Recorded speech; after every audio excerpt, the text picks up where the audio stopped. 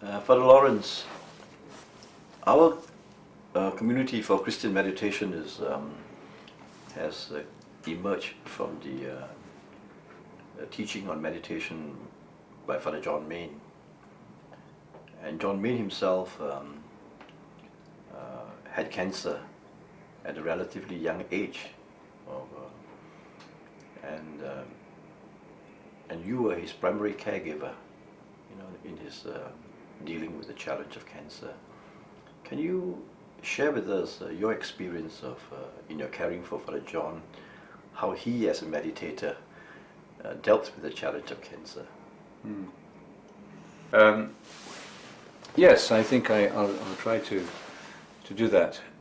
Father John dealt with his cancer and with his approaching death at a young age of 56, when he was in the fullness of health and vigor and starting a new community with a lot of energy and a lot of hope for the future. He dealt with that in a very human way. What happened was that in 1979 he was diagnosed with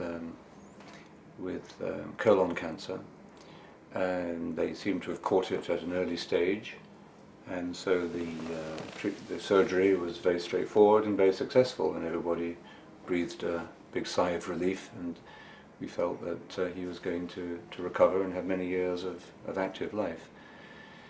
But at the beginning of 1982, the cancer returned, first of all in the lungs, and then metastasized widely.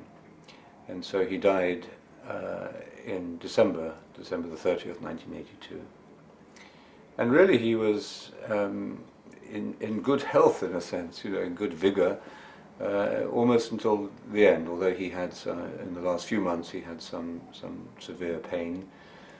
But he was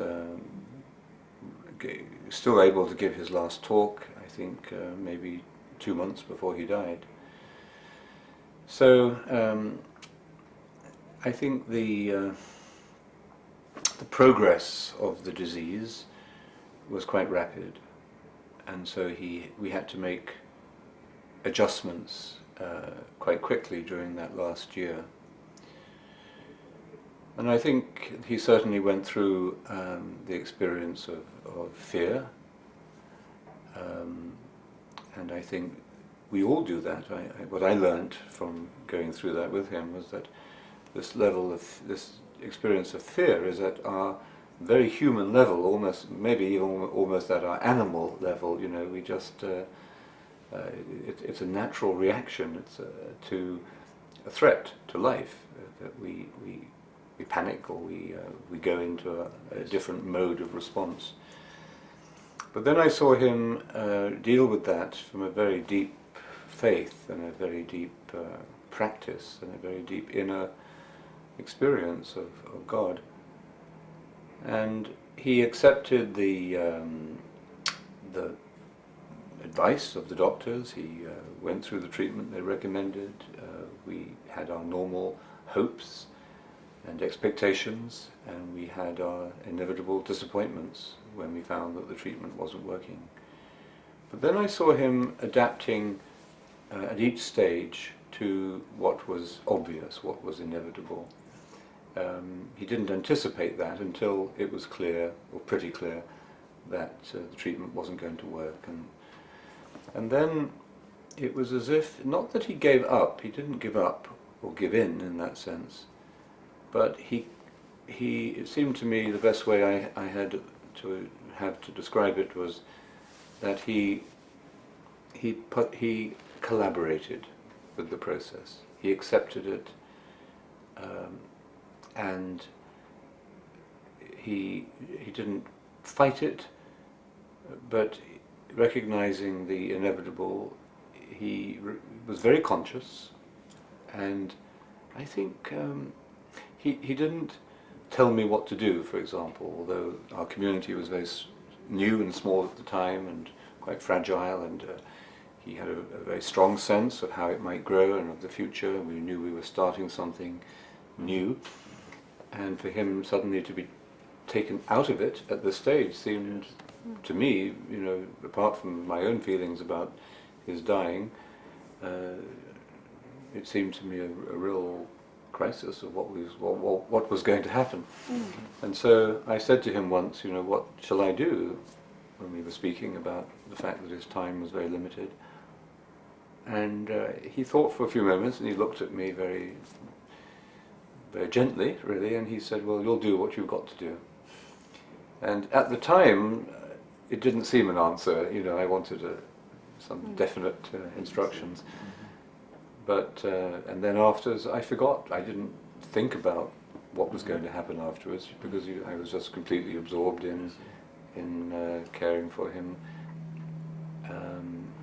So he wasn't sort of making elaborate plans for the future of the community, or for the future of the teaching. He was more concerned about living in the present, sort of dealing with the challenge of the disease. I think he was plunging. I think he plunged very deeply into the mystery of it, because it was a mysterious thing. Why should he find he had cancer and was going to die? At this point, very fruitful, creative and optimistic point in his life and his work. And I think that was a mystery, inevitably. So I think he just plunged, he let go into that. And the deeper he went into it, the more certain he became that it would be all right, that that the will of God would be done through him, and in this way. This was the way it was going to be done. It wasn't what he expected. It was going to happen another way. And I felt this certainty. You know, we might say it's a strong faith, but it was a certainty, really. It was contagious, because it gave me great confidence. I didn't understand it. I didn't know what was going to happen, and I still felt that just the immediate pain and anxiety of it.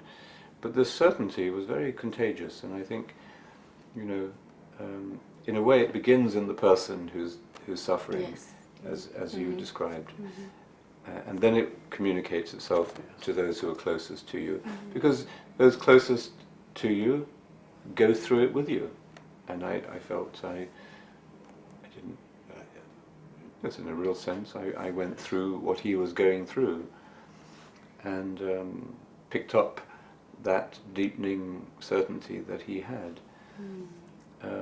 So I felt at peace even after he died, and I thought, well, we will just continue. Yes. We'll continue our times of meditation in the community. Yes. We'll continue with the meditation groups. In fact, we came back from the funeral. We went down to New York State from Montreal for the funeral, and we came back in time for the Monday meditation group, so we didn't actually even interrupt the sequence of the meditation groups, and that seemed to be the thing to do. And you were the primary opportunity of caring for him as he was dealing with cancer. Can you share with us how your feelings and experiences sort of evolve, you know, in the various stages of his illness? Well, I remember when we, beginning of '82, when we went to the hospital for some tests, and we didn't know that it was the cancer that had come back. He was in pain, but we thought it might be due to something else, an old injury he'd had in the back and so on. And when we went to the doctor, and the doctor told him that the cancer had returned, and it was, by this time it had gone to the base of the spine, and this was a very serious, you know, ominous moment. And I remember coming out of the hospital with him and suddenly realizing how different the world looked from an hour before when we got into the hospital. And everything was the same. The cars were going up and down the street, people were running around shopping and talking, but it was all different. You looked at it differently. And from that moment until he died, maybe until now too, in a sense, I look at life with that perspective, which death gives. I mean, and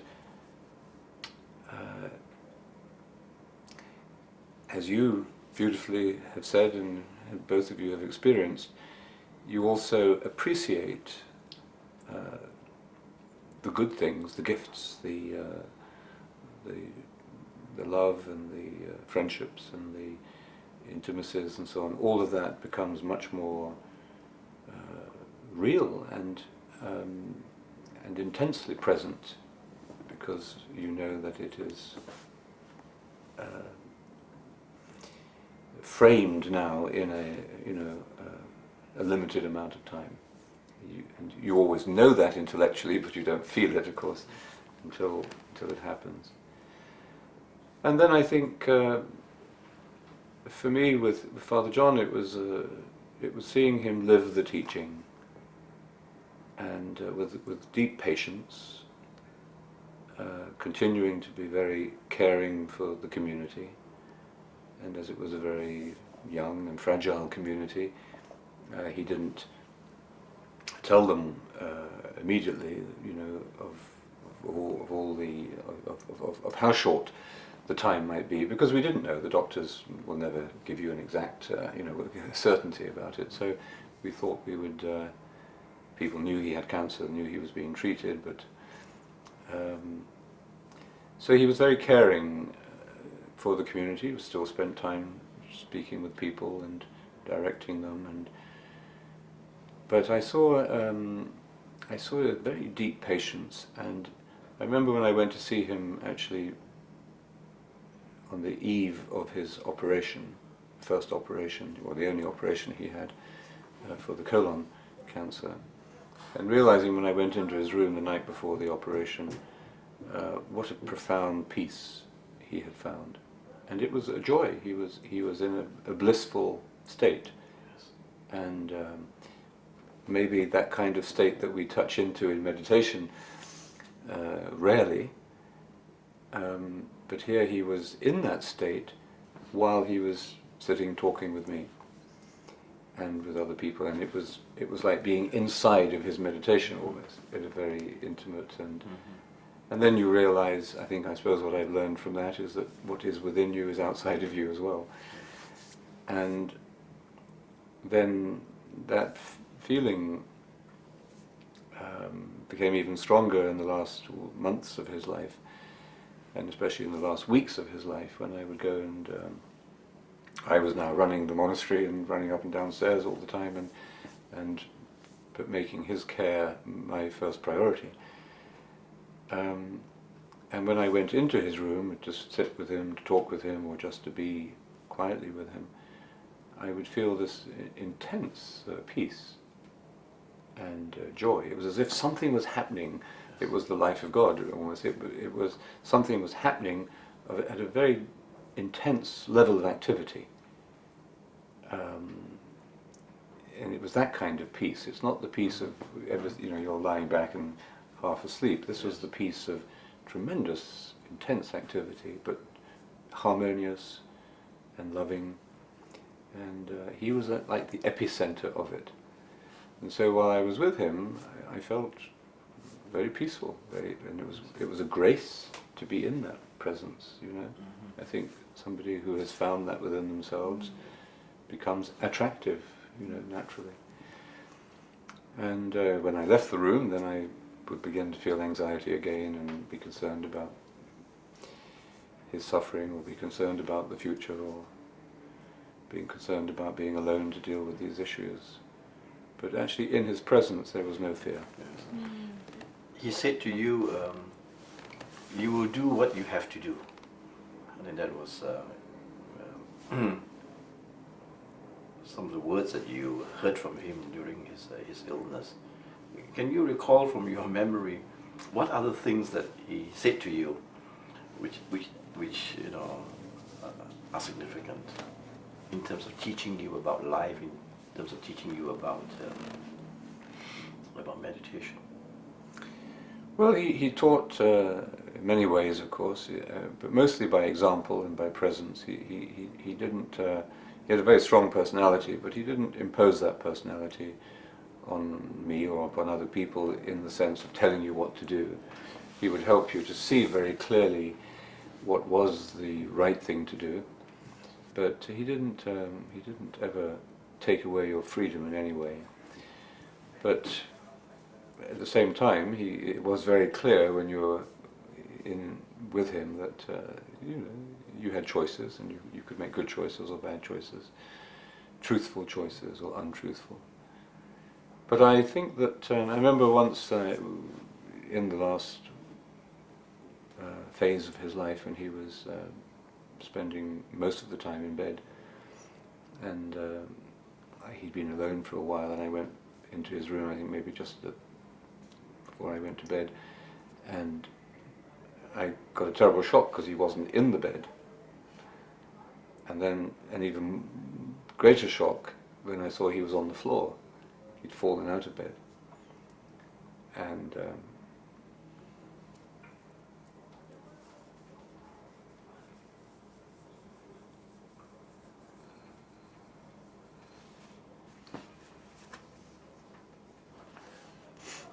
so, anyway. And having fallen,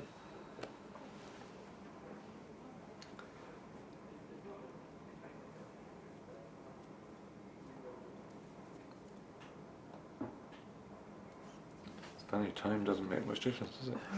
Yeah, I told you. Did you help him back to the bed?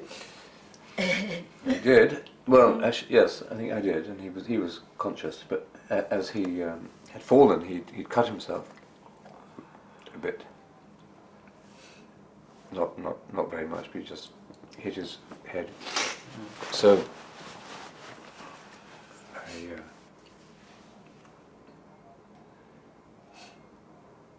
got him back into the bed, you see, and he was okay. And I said, never mind, we'll laugh about this later. So he said, well, why didn't we laugh about it now? Yeah. And then it was strange in the next few weeks before he died, because the cut